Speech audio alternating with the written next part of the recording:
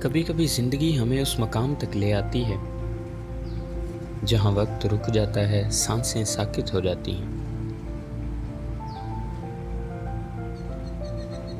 اور دل کہتا ہے کہ شاید جنت کی جھلک کچھ ایسی ہی ہوگی۔ یہ ایڈن کیل ہے جہاں انسان کم اور قدرت زیادہ بستی ہے، لیکن یہاں تک پہنچنا صرف فاصلہ طے کرنا نہیں تھا، یہ سفر خواب تھا جس میں خدا کی قدرت سے پردے اٹھانے تھے اور خدا کی عظمت کا مشاہدہ کرنا تھا۔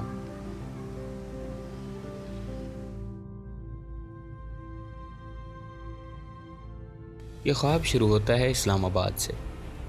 سپہر 3 بجے ہم بائک لے کر نکل پڑے نیلم کی وادیوں کی طرف۔ راستہ طویل تھا، تھکن تھی مگر جوش تھا۔ سفر کے ہر موڑ پر قدرت کے نظارے آنکھوں میں سمٹتے جا رہے تھے اور دل میں ایک انجانی سرشاری اترتی جا رہی تھی۔ مغرب کی اذانوں کے بعد ہم مظفر آباد پہنچے۔ پیارے دوست وقاص شاہ کی مہمان نوازی نے ساری تھکن اتار دی۔ جامعۃ الانور میں رات گزاری اور نیند نے ہمیں نئی صبح کی امید دی۔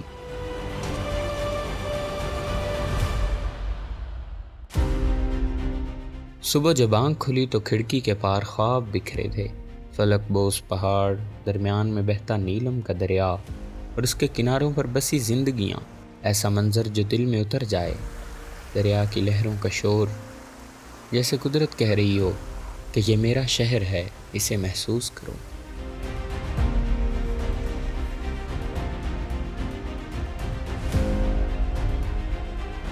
خاموش راستہ، پہاڑوں کے بیچ سنسان سڑک، لیکن ہر موڑ پر نظاروں نے ہمیں اپنی طرف کھینچ لیا۔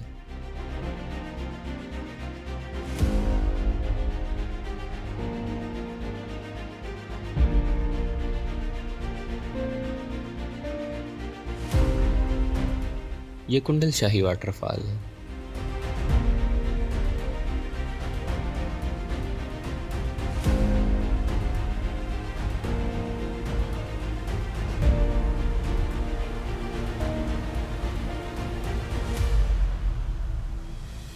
چند معصوم بچے چھوٹے ہاتھوں میں بڑی بڑی ذمہ داریاں لیے، ایسا لگا جیسے وقت ان کے کاندھوں پر بھاری ہو اور فطرت انہیں خاموشی سے دیکھ رہی ہو۔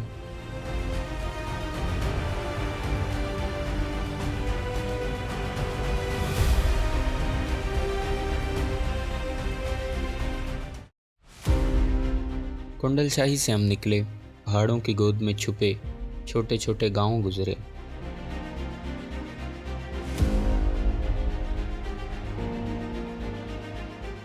ہر منظر، ہر چہرہ، ہر درخت جیسے کہانی سناتا تھا۔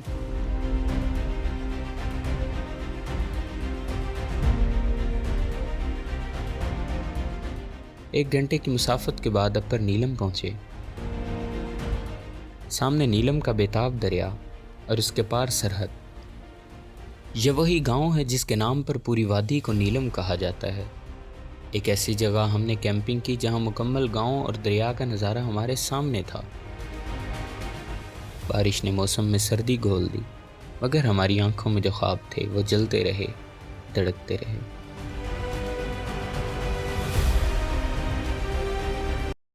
اگلی صبح ہم اپر نیلم سے نکلے، نیلم کی خاموش گلیوں سے گزرتے ہوئے دودھنیال کی طرف۔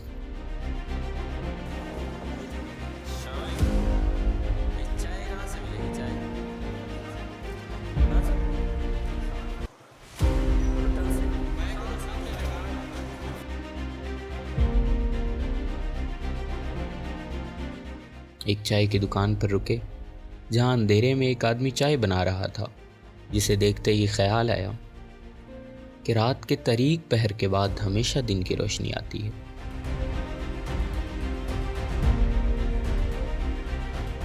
وہاں اپنے دوست زاہد کشمیری سے ملاقات ہوئی۔ آس پاس کے نظاروں کو مل کر انجوائے کیا۔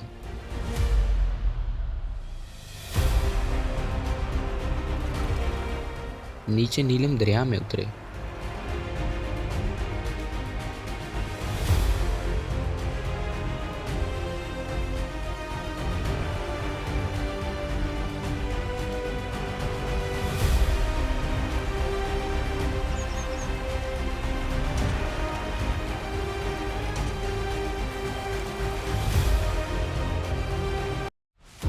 اب ہم چائے پی کر وہاں سے نکلے شاردا کی طرف۔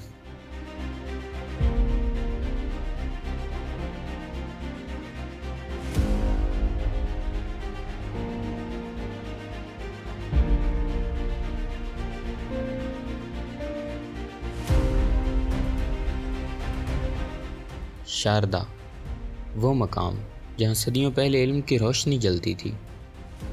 یونیورسٹی کے کھنڈر، بادلوں میں لپٹے پہاڑ، ایسا لگا جیسے پتھروں نے وقت کو قید کر رکھا ہو۔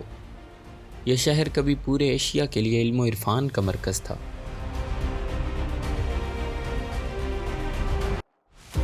شاردا سے نکلے، کیل پہنچے۔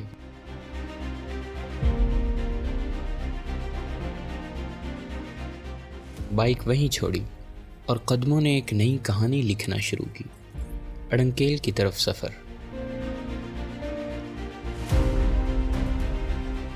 1.5 گھنٹے کی چڑھائی، راستے میں ایک جنگل، مگر ایسا جنگل جہاں خاموشی کی بھی آواز تھی۔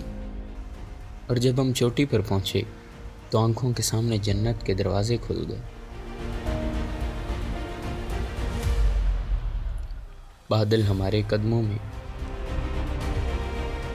اور فضا میں صرف سکون۔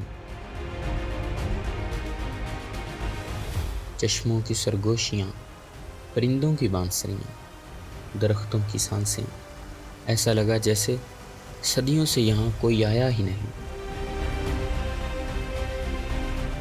زمین سبز مخمل اڑے تھی اور بادل زمین سے باتیں کر رہے تھے۔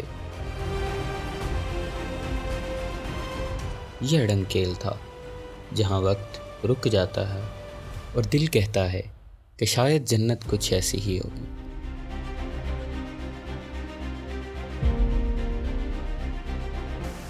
واپسی شروع ہوئی، مگر حقیقت یہ ہے کہ واپس صرف جسم ہی لوٹا۔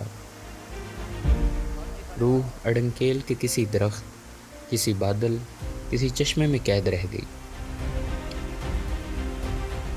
نیلم سے نکلے 10 بجے اور اگلی عصر ہم ساہیوال پہنچے، مگر دل وہیں پہاڑوں کی آغوش میں رہ گیا۔ اگر کبھی زندگی کے ہنگاموں سے تھک جاؤ، اگر دل الجھنوں میں الجھ جائے، تو نیلم وادی چلے آنا، جہاں فطرت انسان سے آہستہ آہستہ باتیں کرتی ہے، اور ہر پتھر، ہر بادل، ہر درخت تمہیں احساس دلاتا ہے کہ سکون ابھی باقی ہے۔